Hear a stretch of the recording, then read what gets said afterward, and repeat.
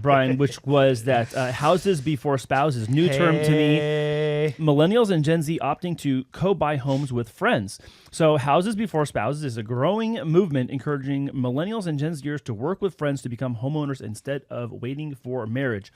Culture shift. Yeah. Major culture shift. Dude, I heard that you saying it right now, and I just got the chills. It's crazy, right? Like, it's crazy. Even for my generation, I feel we were still behind that curve. Like, we're barely starting to get it, and I'm pushing 30.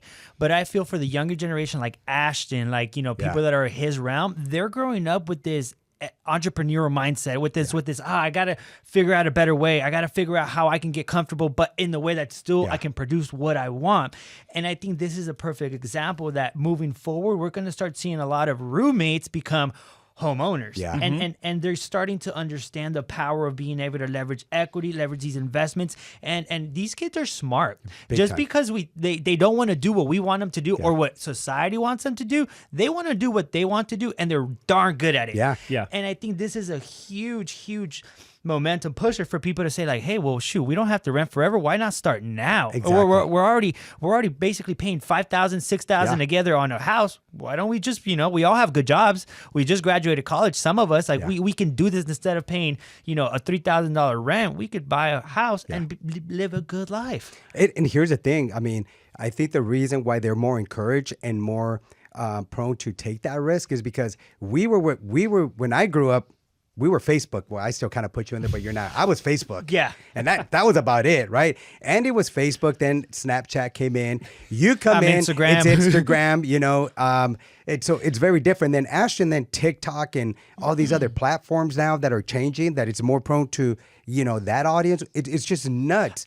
That information they're getting, that entrepreneurial mindset that, hey, if you can do it, then I can do it. And it's pretty cool to see that. And one of the things that I like what it said here, your first house doesn't have to be your dream house, and it could be a stepping stone to get there. And that's 100%, because think about it. You buy an investment, you do a multi-unit property. Those are pretty good, and they appreciate pretty darn well, wherever you're at. But at the end of the day, you sell that, you guys have enough to do either a down payment for your own properties or buy a next investment, whatever it is. You have options, you have a stepping stone. You're not coming out of pocket. You don't got to ask for a gift. Like, you built that.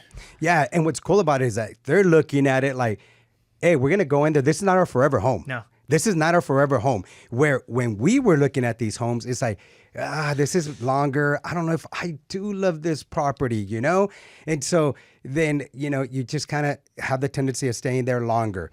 The other thing that what happens, like with my age group, sorry, I keep saying it, I'm a little older. It's like, we don't want to turn our garage, which is a storage. Honestly, you store your car in there. You store your Christmas, your Halloween stuff. You're just, it serves as storage, But now that they brought the whole ADU rules here in California, these millennials are looking for, like, I don't need a 2-car garage. I'll put my car out there, and it's okay if it gets washed by the rain. Right? We don't even care if it gets clean, however it does. But I'm going to leverage that 20 by 20, which is 400 square feet of garage, create value off of that, and turn it to a 2-bedroom, 1-bedroom, and then Airbnb that thing. So smart. They're just way The perspective is like, they look at a house. Yeah, that'll rent. Yeah, that'll rent. Yeah, I think a lot of this has that overtones of just the cultural shift of the approach to real estate. Number one, number two, I think it's also a response to what the marketplace is offering to younger generations as far as employment is concerned, and what we would call like the old way of being employed and working at a place for a long time. That's been long gone for years. You don't go work at one place and you're just there forever, right? I mean, unless you're us and we're doing this. Outside of that, side note, but no, like the younger generations are looking for freedom and flexibility, financial creativity. And although older generations might say, "Oh, that's really risky," look at not doing some of those things is now risky. Yeah. Now it used to be, "Oh yeah, you're right. That's really risky to go start that thing over there or to try that over there." And do it. But again, the landscape has changed and the game is different. Yes. There's a lot of different ways to make money right now. I mean, there was not affiliate marketing 10 years ago the way there is now. Nope. Now there's a lot more competition and whatever, but look how creative people are in social space doing affiliate marketing to make some side money, or maybe that's their primary income, and they're making tens of thousands of dollars a month by simply marketing and promoting other people's goods and getting paid a commission for doing so. Yeah. I mean, we've been representing a lot of military. They're coming in, they're getting PCS, and they're not married. No. But they qualify for that 550 in the Oxnard area. We do some loans over there. And when I call them, is, hey, how's your first month in living in a home? You know, how are you coping with that payment? They're like, bro, it's great. I already rented one of the rooms for $1,500. Yeah.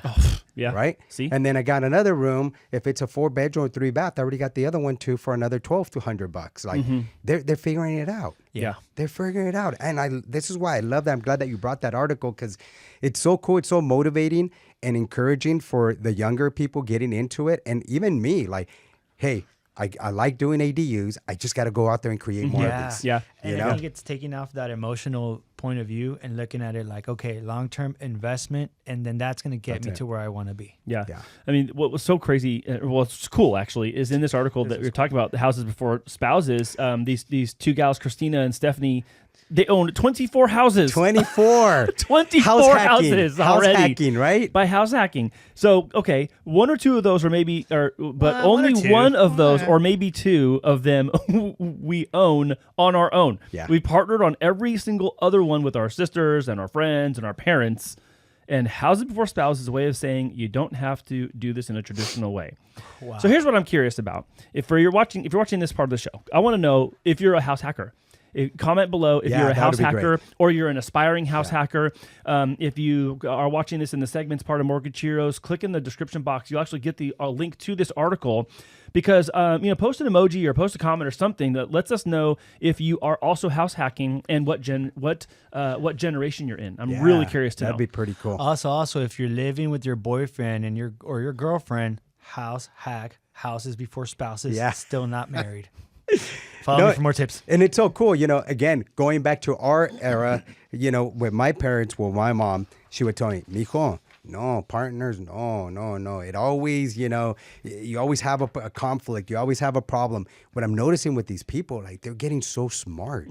Like, they're just having that patience. Like, it's just crazy. Like, 24 homes, like, that's crazy, right? Well, but then also they've done 600 of these helping other people do this. Yeah. And I think that the operational agreement's the referee in the room. I think that's the deal. Is like, if you get some sort of operational agreement in place, then that becomes the referee. It's not like, I said this and you said that and you're going to do this.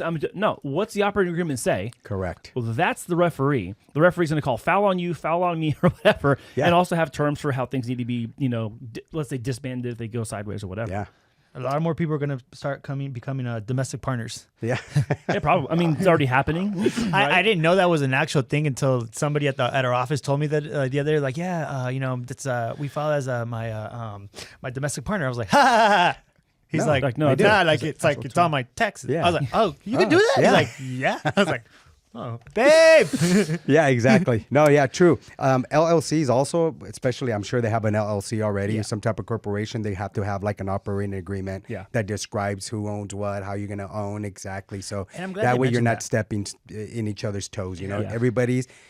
Every partner's doing what they're supposed to do, and that keeps everybody in line. What's cool about it with an LLC, I mean, you guys can review this, but you could just have an operating agreement into that LLC. And so if the relationship doesn't work, you don't have to dissolve that LLC. The agreement it's just the agreement, the operation agreement. You could dissolve that. So that's a good thing about that. Definitely a good way to go, though. Have something that is kind of the arbiter of your agreement and your arrangement that isn't just what your word is versus my word and that kind of thing. So, they actually have a real estate brokerage called Open House in Austin. That's what I'm saying. They did 600 of these already. They helped other people do 600 of these already. I didn't know that, Andy. Yeah, it's amazing. Yeah. When you create success like that, it's a lot easier for you to just put it out there and get it done. Oh, man. Captain But he Obvious did say that, Brian. That's why I looked at him. I didn't know that. My coffee. That's okay. I'm going to go, It's okay. I wrote back someone the other day. I'm like, guy on the left. Like, hey, someone needs to tell the guy on the left. I'm like, guy on the left. Thank you.